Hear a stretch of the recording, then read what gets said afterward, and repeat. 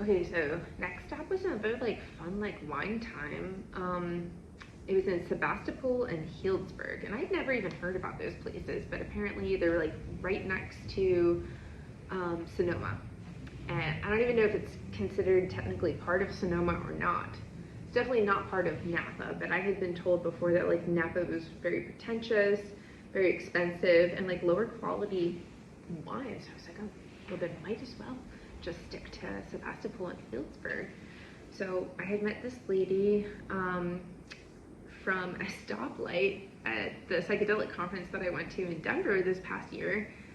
And she's like, oh yeah, if you're ever in town, blah, blah, blah. And I was like, well, actually, I will be in town. And then she's like, okay, well, we should get together. And I took her up on it, and I stopped by. Her place was lovely. Her husband was very much into like the Chinese zodiac, so I got like a palm reading and like got to know that the tiger is gonna have a fucking phenomenal year next year. And you know, whether you believe in that stuff or not, for somebody to tell you that, I was like, okay, cool. Like, at least it's not gonna be a bad year. And yeah, that was just a nice, lovely visit. Anytime I can meet somebody and share conversation along the way, it makes me feel like I'm not so alone. I didn't feel very alone during the trip. There were points at the beginning as I was just getting used to it. And once I had gotten the hang of things, I was like, okay, I was like, I can do this. And another important thing that I forgot to mention is when I was going from Seattle to Olympia, I almost felt like quitting the whole damn thing. And I called up my mom and I started crying. And I was like, I don't know if I could do this. Knowing inside that I would anyway, but I don't know. I was just saying it. And then she's like, no. She's like, Lauren, you are a person that wants to experience life to the fullest. And sometimes that comes with certain challenges. When you put yourself out there, when you put yourself into situations and you're meeting new people and you're doing this and that, of course there's going to be challenges. It's expected and it's anticipated. And she's like, and that is the price you pay. And she's like, and you're willing to pay that price. You want to pay that price, and it's a fucking awesome thing that you're willing to like pay that price, because not a lot of people would. It can be hard, challenging, uncomfortable. It requires a lot of like grit and a strong will and a spunk of sorts to get through these things.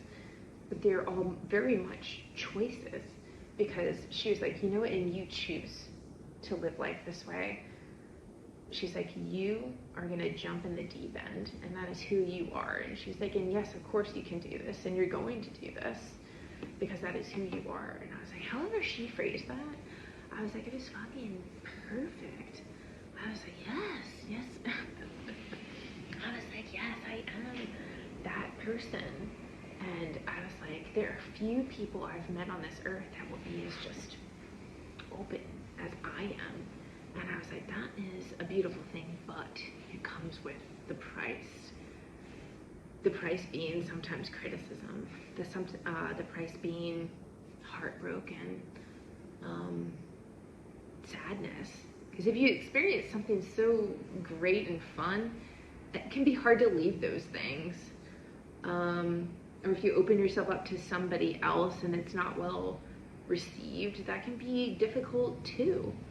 And sometimes you're hoping for things from others that don't necessarily pan out. But it's okay to be hopeful.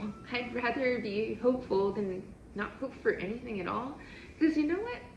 When it's right, it'll just fucking work out. And I have nothing to really, set my stone on. I don't know what the saying is, like set my stone on for this. But I just know after this experience, I was like, things are just gonna work out. And I think they will romantically too in the future.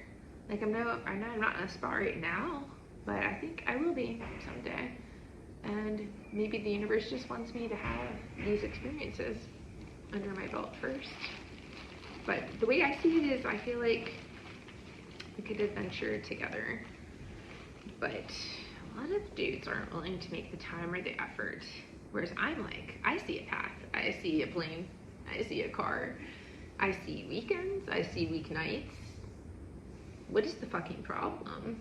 So, one of these days, somebody will think the same way I do.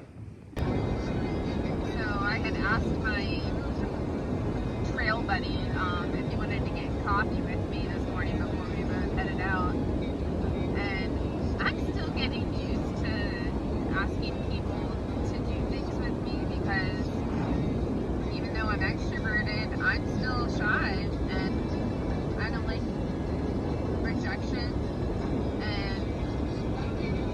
But I feel like on this trip, especially getting to know the demographic that's out here, which is mostly introverts, I feel like most of the time they'll take you up on things. I feel like I haven't had really a no thus far. And I was like, if we're out here, especially like by ourselves, even if we want some solitude,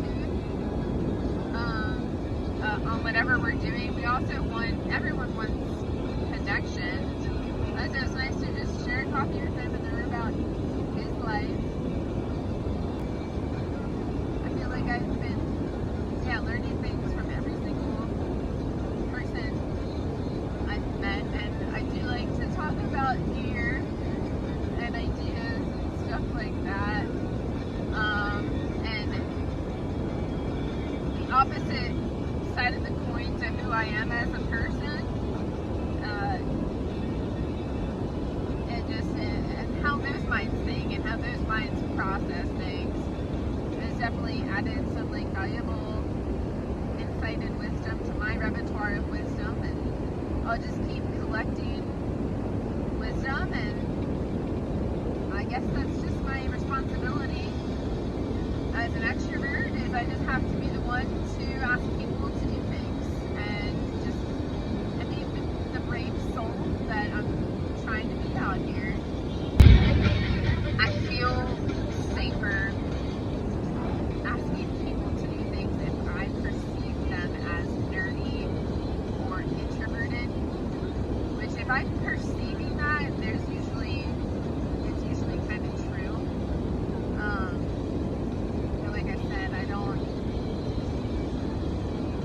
I feel like that's safe zone. That's safe zone. Because they're going to be too afraid to do anything.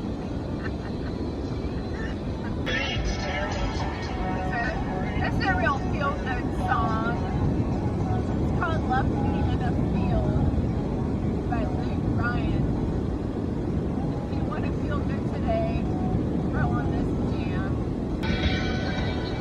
And thinking about it, I feel like part of this trip maybe is to show me that it's okay to approach others and maybe get over my fear of rejection and like people in general. And I don't even know why that was a thing for me, but it was.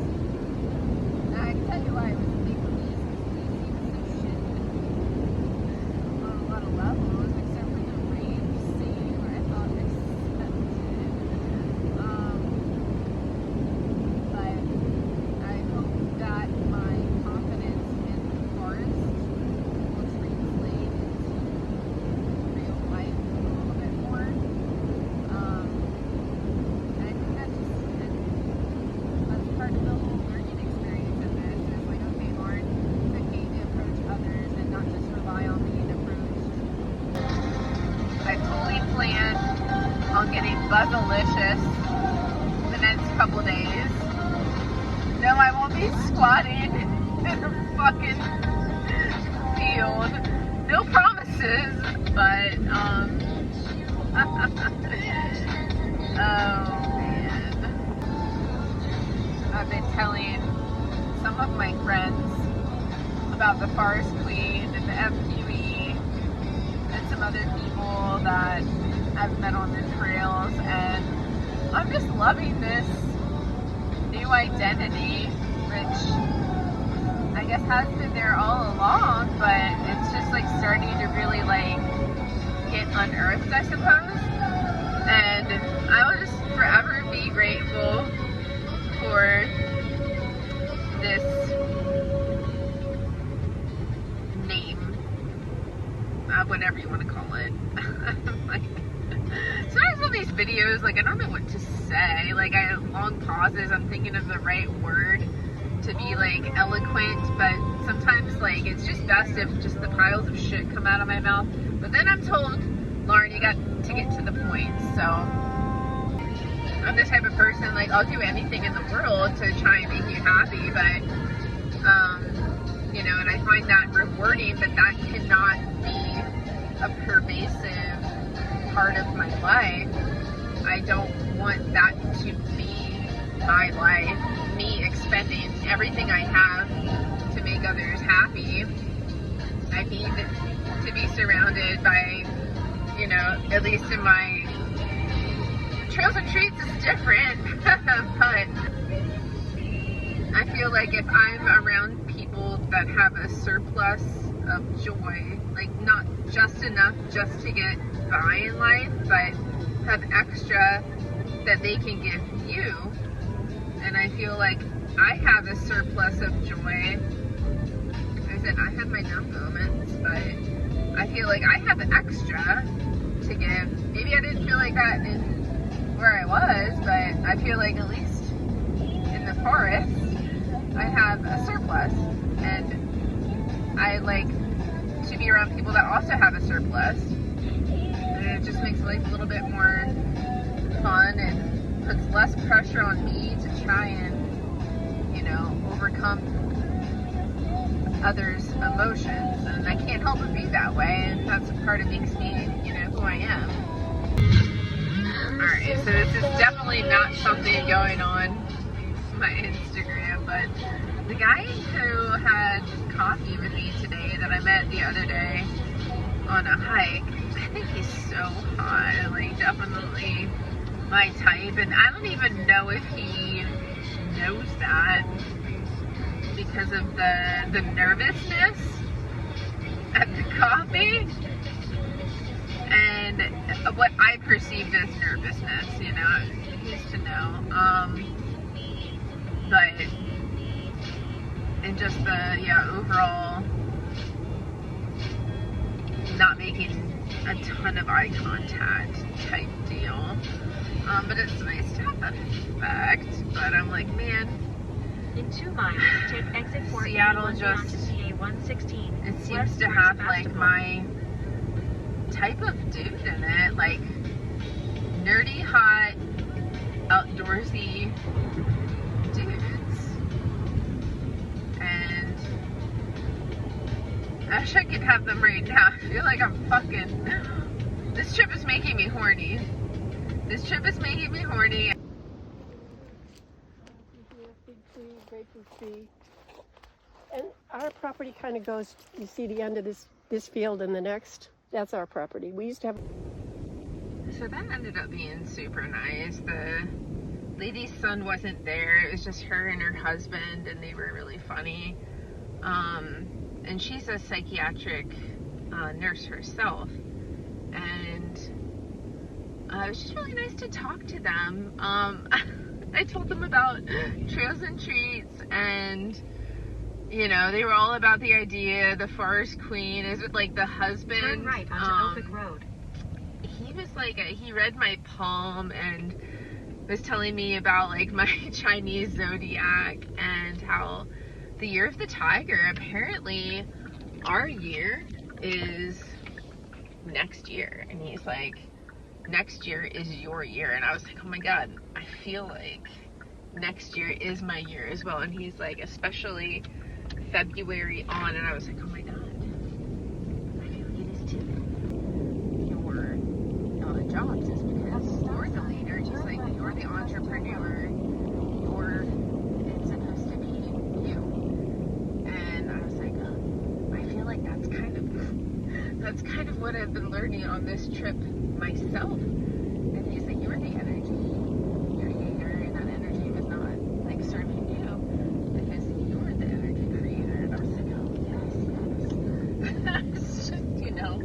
all about it. And he said, what else is he saying? In 1.5 he was miles, like turn left onto Bodega Avenue. a French dude, and I'm trying to think of what he was telling me about my palm. He said I have a really strong like career line, and I was like, well, actually, I don't feel like I've been very successful in my career line. That's what he said.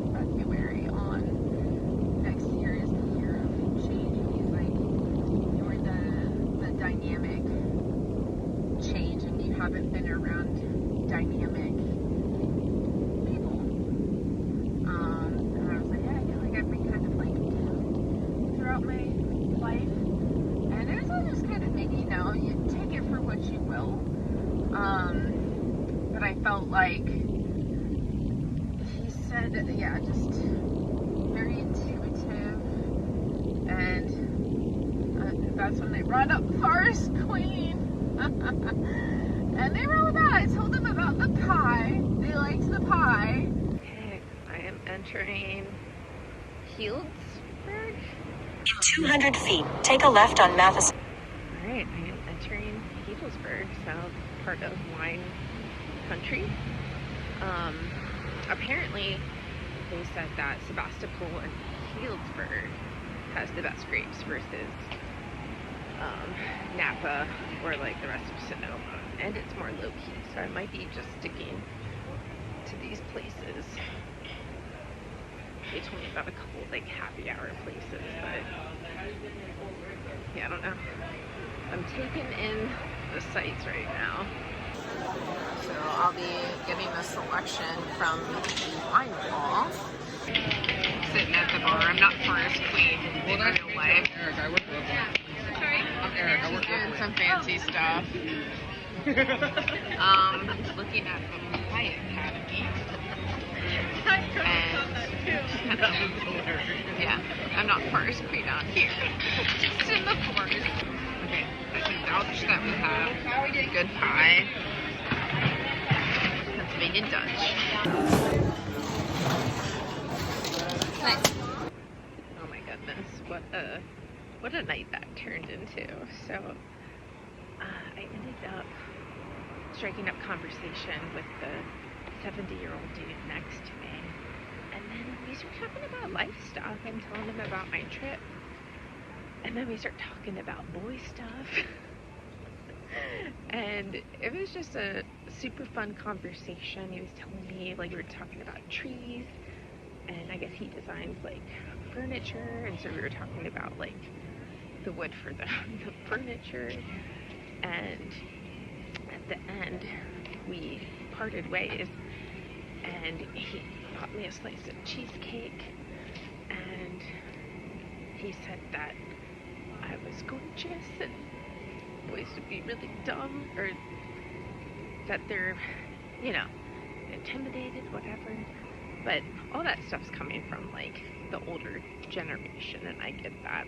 But he's like, that's your problem. He's like, you're too beautiful. And, I'll take the compliment.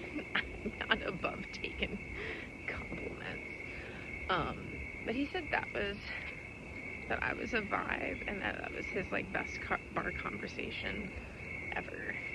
And I was like, I'm glad, because I had a lot of fun too, and I thought I was just going to be sitting there reading that pie book the rest of the night.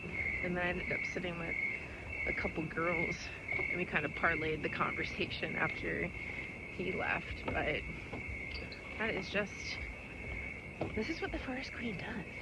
Forest Queen might be a little shy at first, but you know what? She's gonna create vibes. That's what she does. This is my Airbnb room. I can't talk loud because she's next door. It's a step above the tent.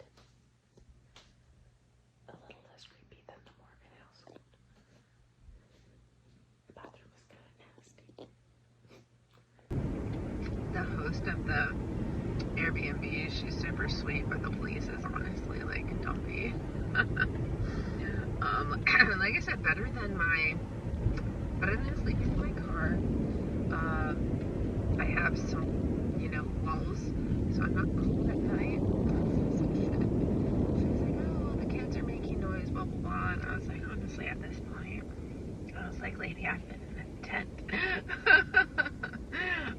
like, you could have a fucking party out there. I don't fucking care at this point. But I read something online today that said, like, the answer to anxiety is action or something like that. And I was like, you know, sounds really simple, but I feel like I'd have to agree. If you give yourself, like I do all the time, if you give yourself a chance to think things, you can overthink things, you can go in loops, tangents.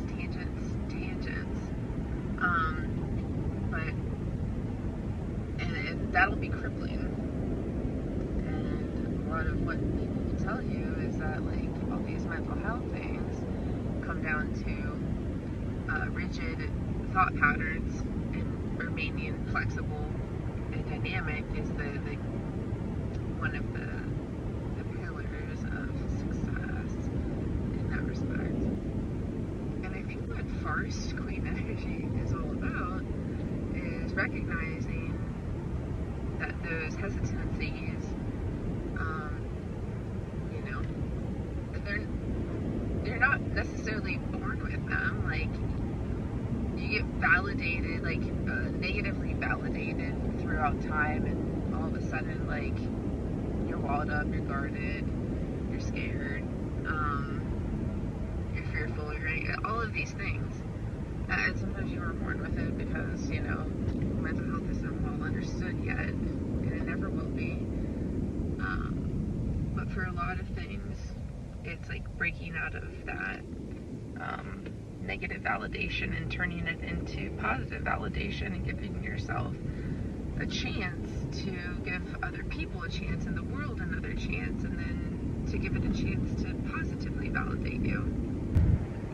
And I think it's tough because every now and then you're going to run into somebody who does negatively validate you, in those rigid thought patterns, and you run into situations that, you know, you are rejected, or, and that's the hike I'm supposed to be doing. Okay.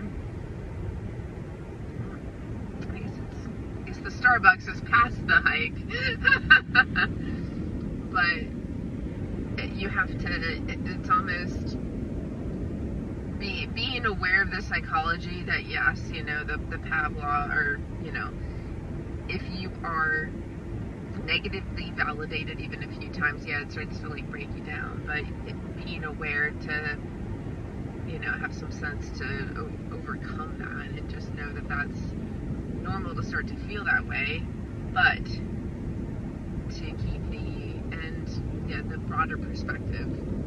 And the girl at Crater Lake that was probably up there, they'll see her in my video, she was probably up there a good hour, just trying to get the courage to jump off, and she could see that I was scared too. You know, I'm not one of those people that's balls to the wall, you know, like, I have hesitancies, I talk about my hesitancies, I show my hesitancies, my vulnerabilities are out there for the entire world, and that's brave in and of itself. I think that's probably more brave than just being, you know, just loud and obnoxious and, you know, whatever.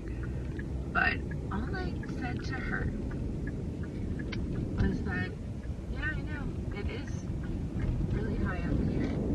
I was like, it's scared me too.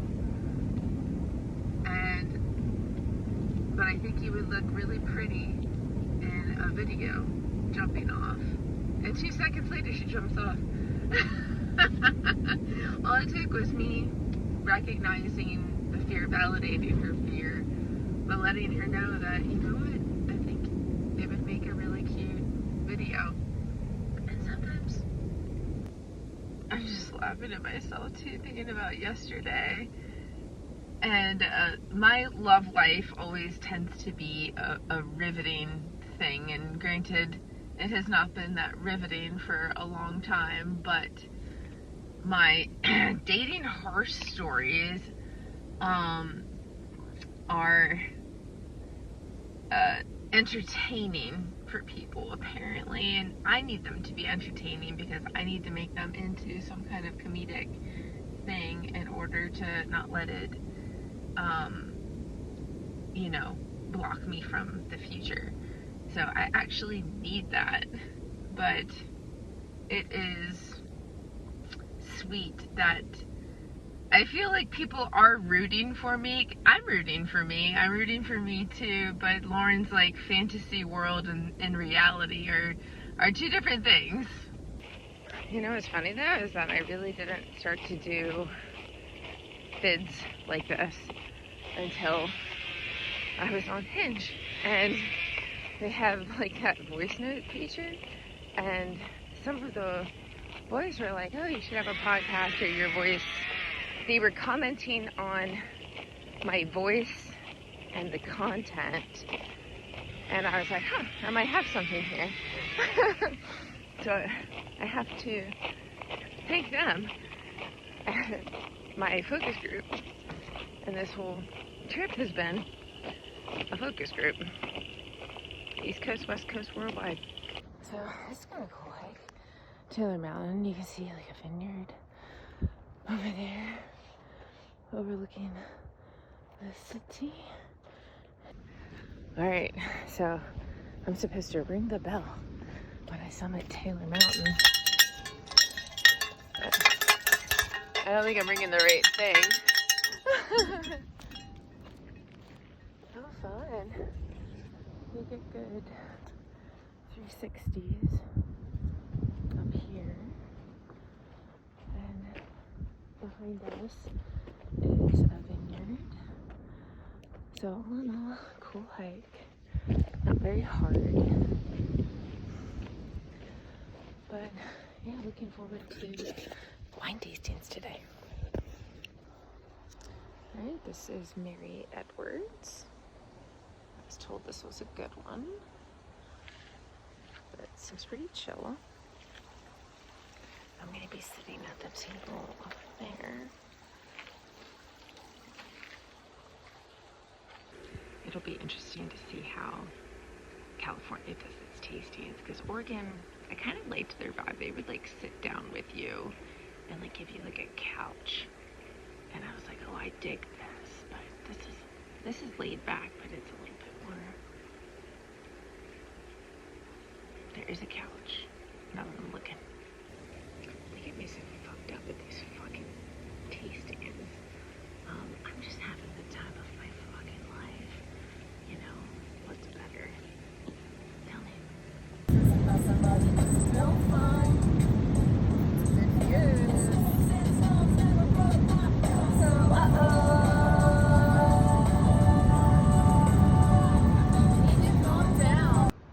Alright, so apparently it is a very hot day here.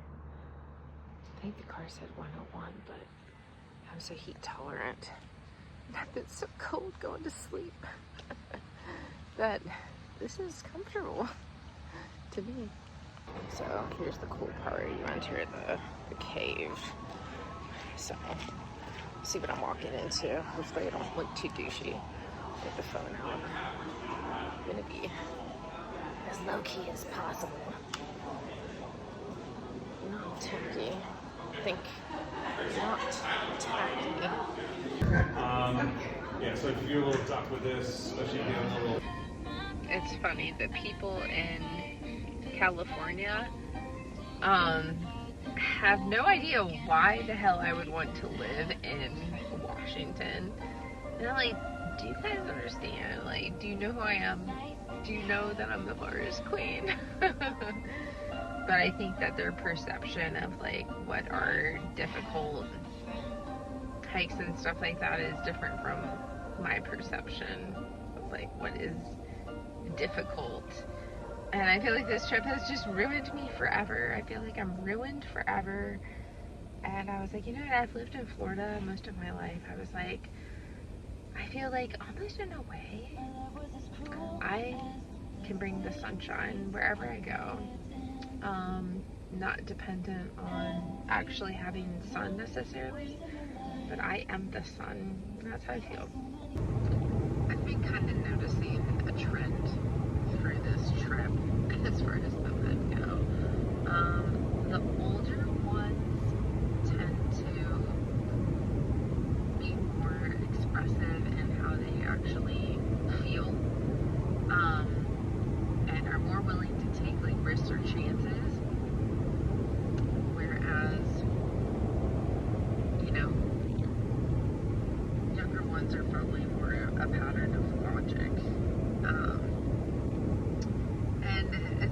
about life in general. Like as you age, I think you are a little bit more willing to take chances and risks because you know, like you know a little bit more about like what's actually important. And I think when you're younger, you're still chasing career aspirations, and I'm still chasing aspirations, but they're different than what they were, you know, 5 years ago for sure.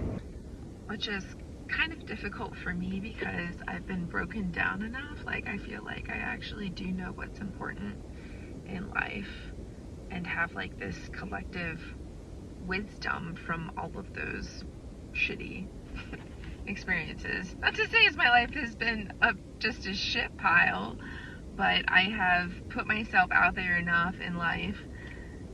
And if you keep putting yourself out there, you're going to run into obstacles and have to navigate your way around those obstacles.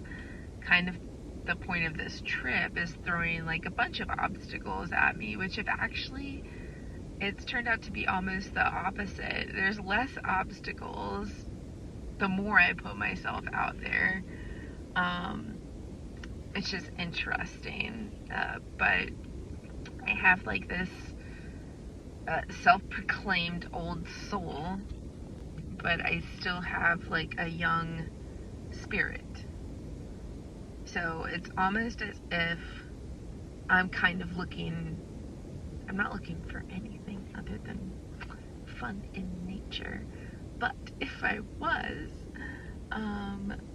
then I would probably want something similar to where somebody has like a soul that's been tested and refined and, you know, has a depth to it, but has the spirit of a young soul. And it's hard to get those things. It's hard to get those things in one person, and I feel like I might be just the unicorn out there. I don't know.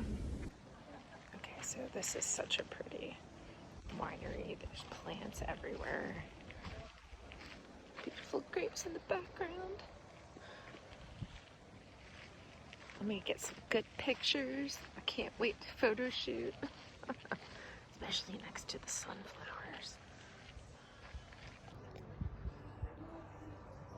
There are so many hummingbirds, like literally flying everywhere here. They're just like buzzing around like they own the place. I don't have to. Fancy wine bench day 2.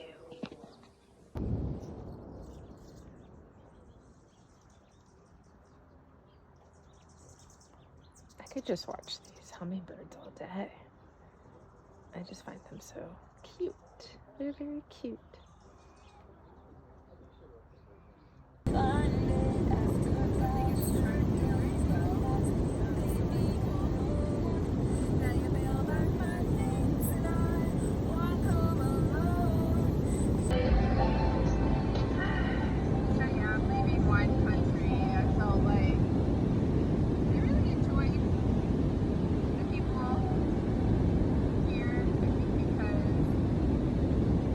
Conversation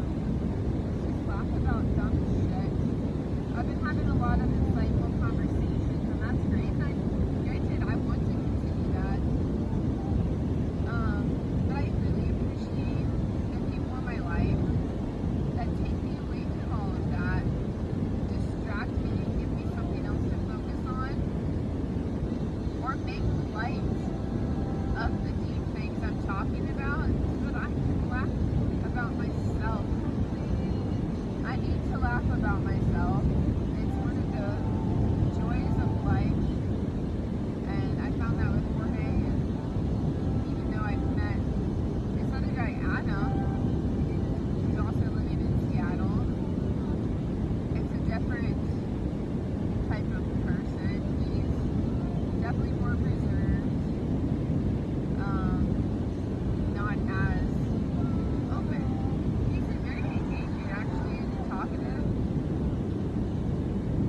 Seems like a great person. And if Jorge doesn't make moves or anything like that, like I'm keeping my options open at this point. Nobody's trying to tie me down. I don't think they even want to. I think they want me to have this time to be free, because I think that those are the people that are thinking about what's best for Lauren, and even I know that that's best for me.